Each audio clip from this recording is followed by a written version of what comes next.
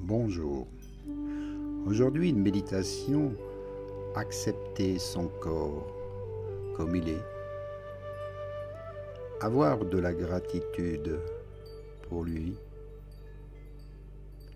Le corps que l'on voit dans le miroir de la salle de bain n'est qu'un reflet de notre réalité essentielle.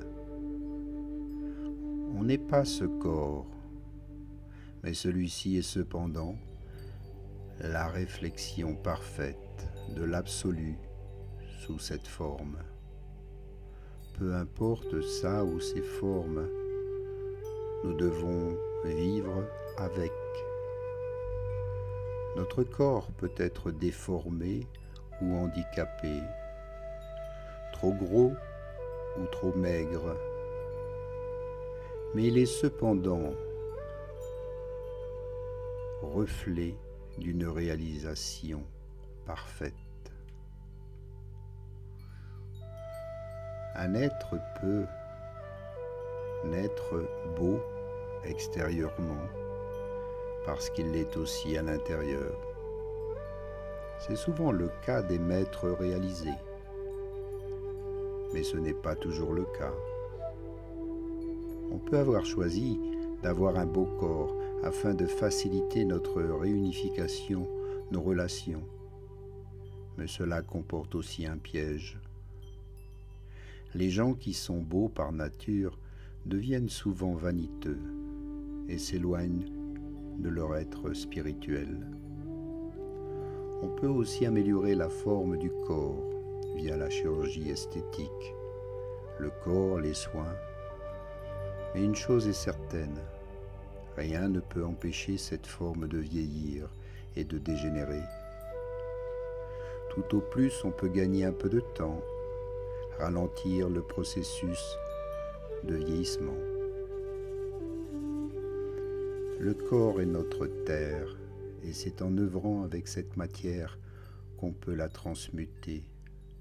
Dès qu'on réalise le soi qui, dissipant tous les voiles, il peut accomplir des miracles. Tant qu'on rejette le corps ou qu'on lutte contre, parce qu'il ne nous plaît pas, si on veut modifier l'apparence, on s'épuise en pure perte. On cherche alors en vain les méthodes miracles pour devenir autre chose que ce que l'on est. Pourtant, l'évidence est là. Nous ne disposons pas tous du même métabolisme.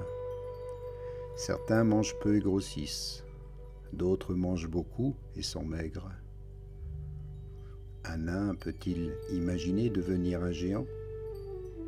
Un noir peut-il imaginer devenir blanc? Un homme peut-il imaginer devenir une femme? Bien que les nouvelles sciences nous disent que oui, tout devient ou deviendra possible avec la manipulation génétique. Certes, avec de nouvelles technologies, on peut modifier certains paramètres, mais c'est une perte de temps inutile et que de souffrance inutile aussi. Tant qu'on ne change pas la cause, l'effet persiste. Et comme la cause et l'effet sont unifiés, on ne peut trouver la solution.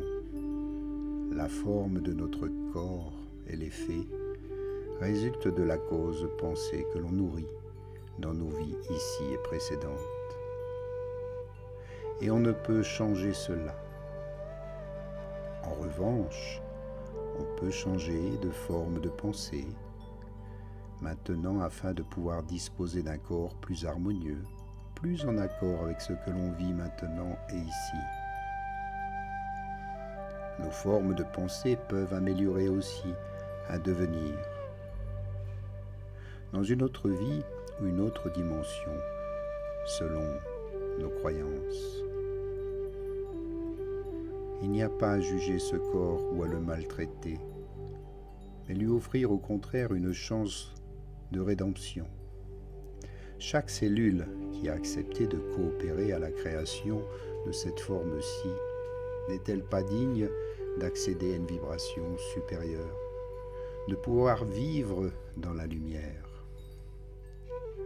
Nous devrions cesser de nous prendre la tête pour modifier cette forme corporelle, puisqu'elle est la forme adéquate à notre mission dans cette vie.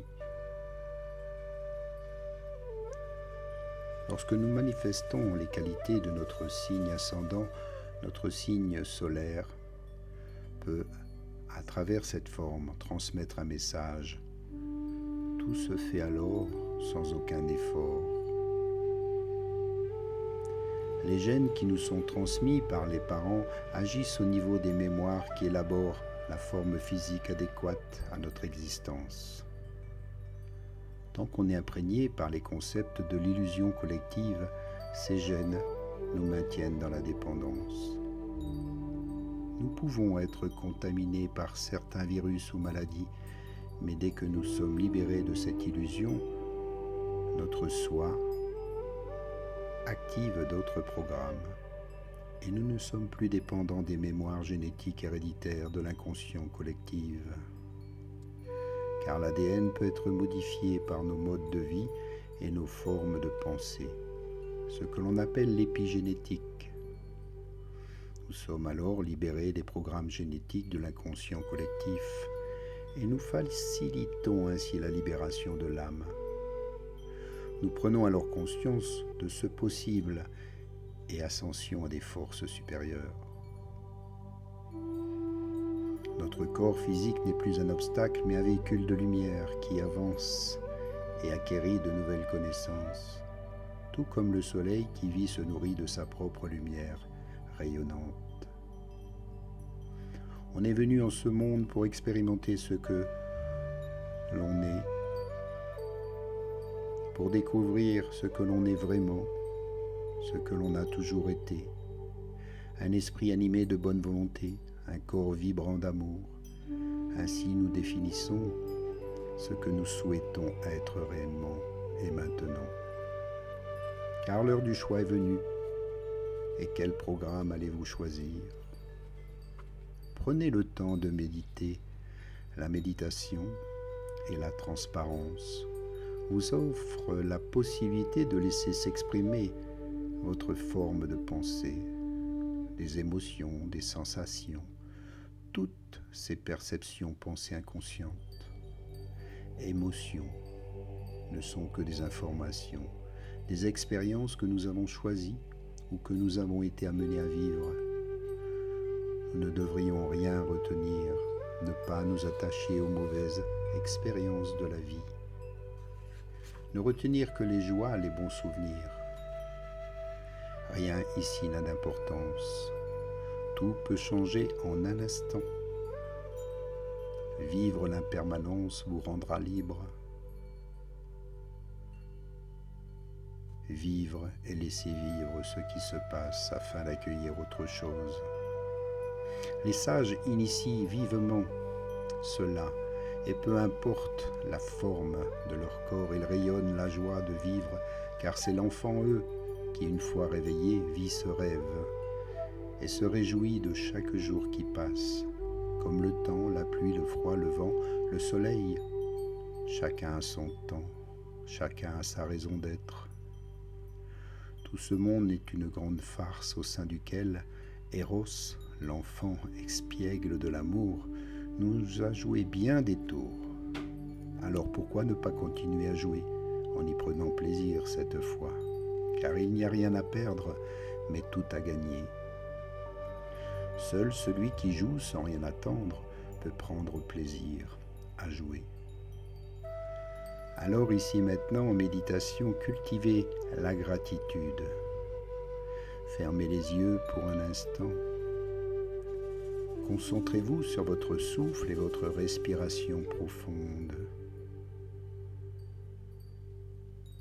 Et recherchez en vous la façon la plus simple de changer votre état d'esprit, de rendre votre vie beaucoup plus agréable, de vous sentir en meilleure santé. Cultivez la gratitude dans votre jardin intérieur. C'est tellement simple que nous avons tendance à l'oublier. Avoir de la gratitude active beaucoup de choses en vous. Tout d'abord d'un point de vue biologique, votre corps répond en sécrétant les hormones du bonheur et en fortifiant votre système immunitaire. D'un point de vue mental, votre petit hamster dans votre tête s'arrête de tourner, comme subjugué par la douceur de cette émotion. D'un point de vue spirituel, cela augmente de beaucoup votre intuition, puisque cela vous aligne vibratoirement avec votre source, votre conscience supérieure. C'est l'une des vibrations les plus élevées qu'un humain puisse générer. Comment cultiver la grande gratitude? Il y a plusieurs façons. Je vous offre l'approche que j'utilise. Le matin, avant d'ouvrir les yeux, je prends le temps d'éprouver de la gratitude pour mon corps, qui me permet de vivre cette vie parce qu'il fait de mieux en mieux son travail. Ensuite, j'éprouve de la gratitude pour la terre, Gaïa, qui me permet de vivre, elle aussi, et me nourrit. Ensuite, j'éprouve de la gratitude pour ma conscience supérieure, qui est de plus en plus présente en moi et qui me guide et m'enseigne. Finalement, je cherche pour quelle autre raison je peux ressentir de la gratitude aujourd'hui. Ça peut être une activité prévue pour la journée, quelqu'un qui m'est cher dans ma vie ou toute autre chose.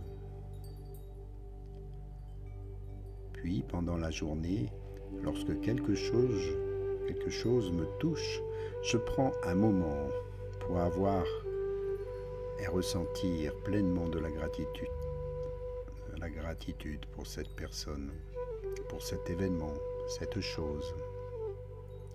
Le soir, avant de dormir, je prends aussi un moment pour trouver au moins 3 choses pour lesquelles j'ai de la gratitude.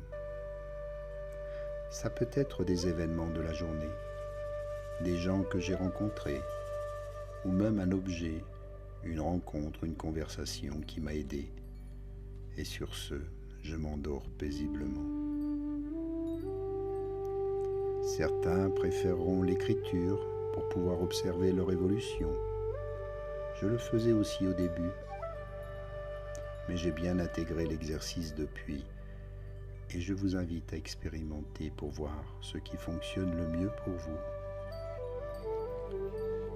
Et pour aller plus loin, je vous offre la possibilité d'aller encore en vous, dans votre jardinage intérieur, afin que votre récolte soit encore plus généreuse. Pendant vos journées, lorsque des situations, des gens vous irritent, je vous invite à avoir de la gratitude pour eux. Après tout, ces gens et ces situations sont un cadeau de la vie sur votre chemin pour vous permettre de prendre conscience de parties de votre être qui veulent vous parler pour se libérer de jugements, de points de vue qui vous limitent. Tout cela pour vous permettre de vous épanouir encore plus. Puis pour terminer, je prends un moment pour ressentir pleinement la gratitude de l'instant, de ce que j'éprouve pour vous qui prenez le temps d'écouter cette méditation et de la mettre en pratique. Namasté. Maintenant, vous pouvez bouger les doigts de vos mains, réveiller votre corps, ressentir votre souffle, votre respiration. Et par un petit bâillement, un étirement, ouvrir les yeux et revenir ici. Et maintenant, à bientôt. N'oubliez pas de liker, de mettre un pouce bleu pour cette vidéo. Namasté.